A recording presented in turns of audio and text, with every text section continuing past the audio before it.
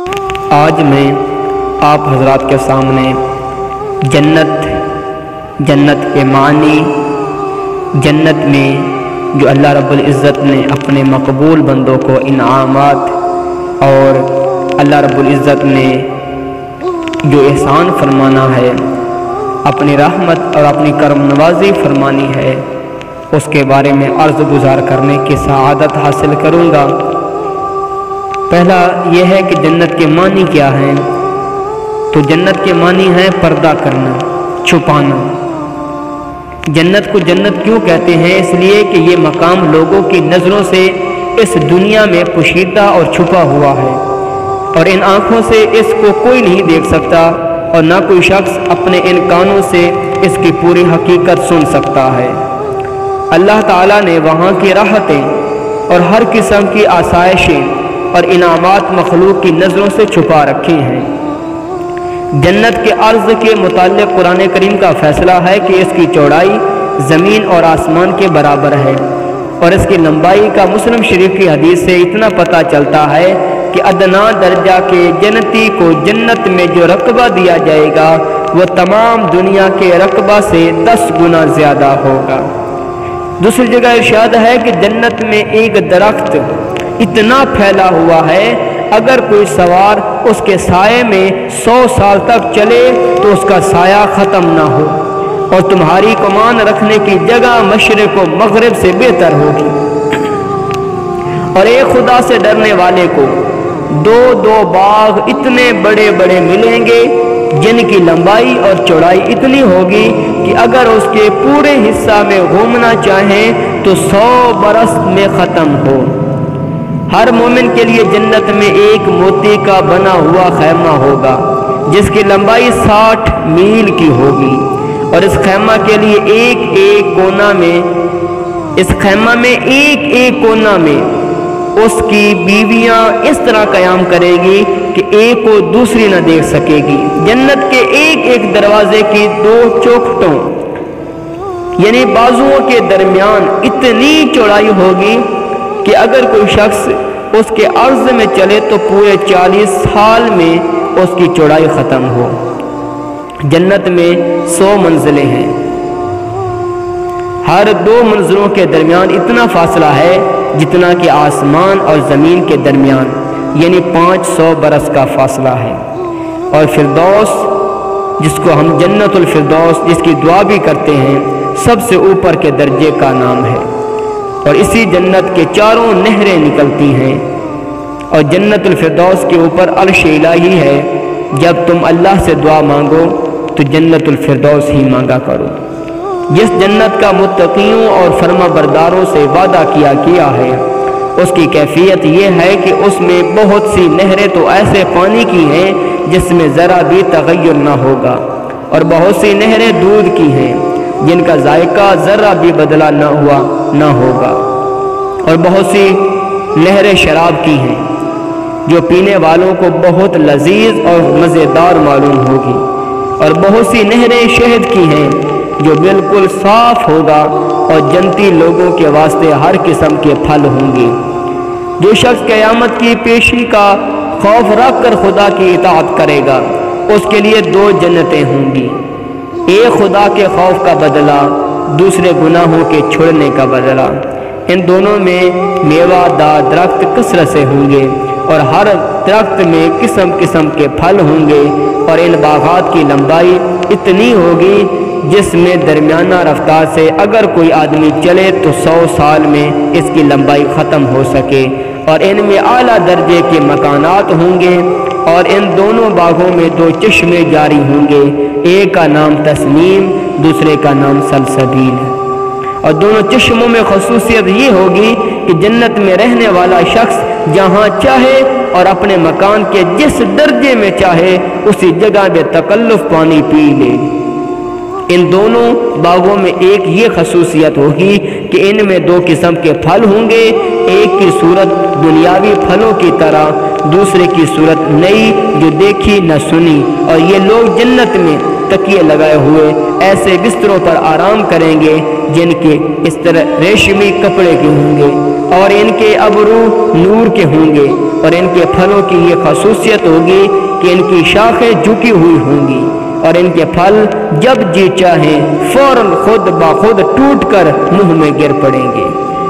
اور ان دونوں باغوں میں نیچی نظر والی شرمیلی دو شیزہ لڑکیاں ہوں گی، جن کو ان کے شوہروں کے علاوہ کسی نے بھی ہاتھ نہ لگایا ہوگا، اور وہ عورتیں اس قدر خوبصورت ہوں گی جیسے کہ مونگے اور لال کی تراشی ہوئی تصویریں۔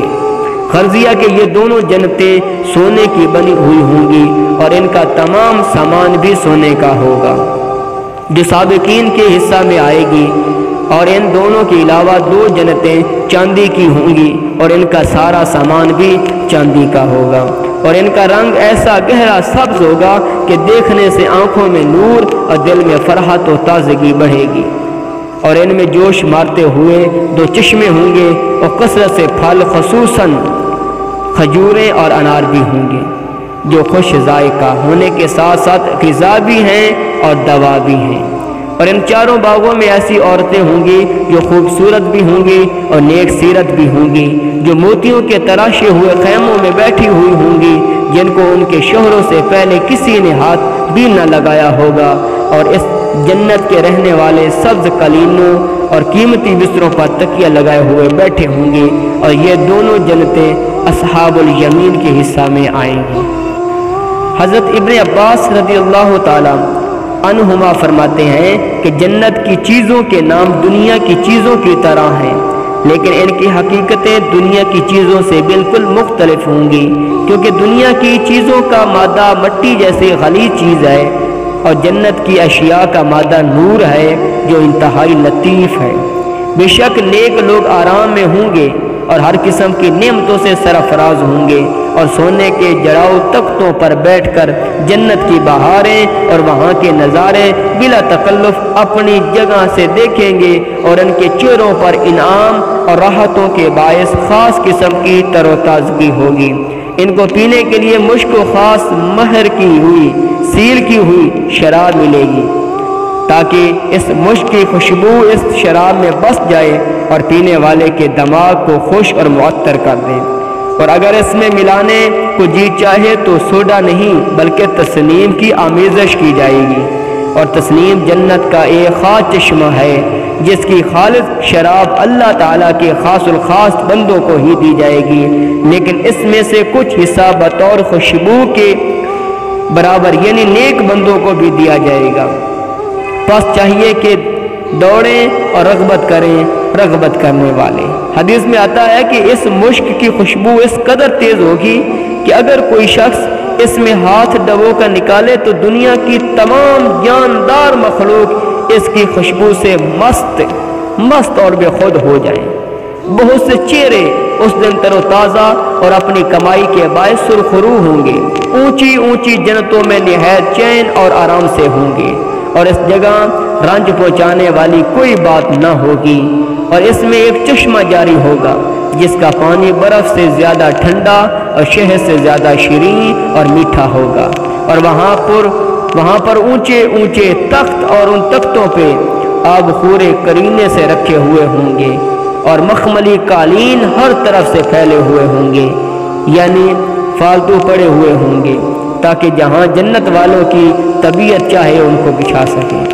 تمام دنیاوی دوست اس روز یعنی قیامت کو ایک دوسرے کے دشمن ہو جائیں گے، البتہ خدا سے ڈرنے والے اصحاب کی دوستی دنیا کی طرح اب بھی قائم رہے گی۔ جس طرح دنیا میں یہ لوگ ایک دوسرے کے کام آتے تھے، اس آڑے وقت میں بھی اسی طرح کام آئیں گے، اور فرما برداروں کو اللہ تعالیٰ کی طرف سے ایک آواز دی جائے گی جس کا مطلب یہ ہوگا، اے میرے بندو، تم پر آج کسی قسم کا کوئی خوف اندیشہ نہیں، اور نہ آئندہ ہی کسی قسم کا تم پر کوئی غم ہوگا۔ اے ہماری آیتوں پر ایمان لا کر ہماری تابعداری کرنے والوں، تم اپنی بیویوں کو اپنے ساتھ لے کر خوش بخوش جنت میں داخل ہو جاؤ۔ تمہاری خدمت گزار تمہارے پاس سونے کی رکابیاں اور گلاس لے کر آتے رہیں گے،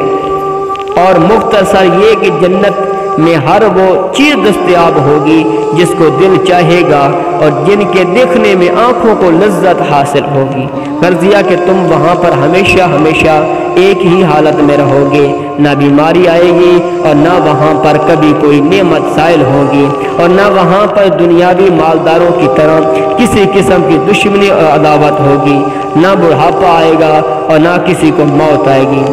جنت اس جگہ کا نام ہے جہاں پر نہ کسی قسم کی تکلیف ہوگی، نہ کسی قسم کا جھگڑا ہوگا اور نہ لڑائی ہوگی۔ حضرت انس بن مالک رضی اللہ تعالیٰ عنہ فرماتے ہیں، میں نے حضور اکرم نور مجسم شاہ بنی آدم رسول محتشم صلی اللہ علیہ وآلہ وسلم سے عرض کیا، حضور میری سفارش قیامت کے روز فرمائیے گا۔ آپ نے فرمایا میں ضرور تیری سفارش کروں گا۔ اس پر میں نے آپ سے عرض کیا، حضور میں آپ کو کہاں تلاش کروں؟ آپ نے فرمایا سب سے پہلے پل صراط پر دیکھنا۔ میں نے عرض کیا اگر وہاں پر بھی آپ نہ ملے؟ آپ نے فرمایا پھر میزان کے پاس دیکھنا۔ میں نے پھر عرض کیا یا رسول اللہ اگر آپ وہاں پر بھی نہ ملے؟ اس پر آپ صلی اللہ علیہ وآلہ وسلم نے فرمایا تو حوض کوثر کے پاس ڈھونڈ لینا، میں ان تینوں جگہوں میں سے کسی ایک جگہ پر ضرور ہی تم کو ملوں گا۔ حضور اقدس صلی اللہ علیہ وآلہ وسلم نے ارشاد فرمایا جب جنتی جنت میں پہنچ جائیں گے اور جہنمی جہنم میں تو موت کو دمبا کی شکل میں لایا جائے گا اور جنت اور دوزخ کے درمیان اس کو ذبح کر دیا جائے گا۔ پھر ایک آواز دینے والا آواز دے گا، اے جنت والو اب موت نہیں، اے دوزخ والو اب کسی کو موت نہ آئے گی۔ یہ منظر دیکھ کر جنتیوں کی خوشی دو چند ہو جائیں گی اور دوزخ والوں کے غموں میں اضافہ ہو جائے گا۔ حضور اکرم صلی اللہ علیہ وآلہ وسلم نے ارشاد فرمایا اللہ تعالیٰ کے راستے میں صبح کو یا شام کو نکلنا دنیا اور اس کی تمام چیزوں سے بہتر ہے، اور اگر جنت والوں کی کوئی عورت زمین کی طرف جھانک لے تو اس کی خوبصورتی کے باعث مشرق و مغرب روشن ہو جائے اور مشرق سے مغرب تک تمام فضا کو خوشبو سے مہکا دے، اور اس کی اوڑھنی یعنی سر پر اوڑھنے کا کپڑا دوپٹہ دنیا اور ما فیہا سے بہتر ہے۔ فی سبیل اللہ